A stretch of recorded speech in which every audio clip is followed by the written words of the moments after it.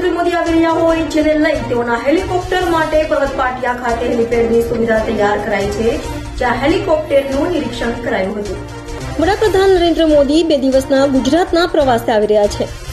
સુરતમાં 7મીના રોજ પ્રધાનમંત્રી લિંબાયત નીલગિરી મેદાન ખાતે કાર્યક્રમમાં ઉપસ્થિત રહેશે, ત્યારે વડાપ્રધાનને આવકારવા સુરત સજ્જ બન્યું છે.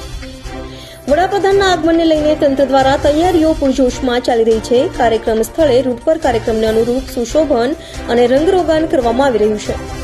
7 માર્ચે વડાપ્રધાન નરેન્દ્ર મોદી સુરતની મુલાકાત લેશે અને 8 માર્ચે તેઓ નવસારીમાં કાર્યક્રમમાં હાજરી આપશે.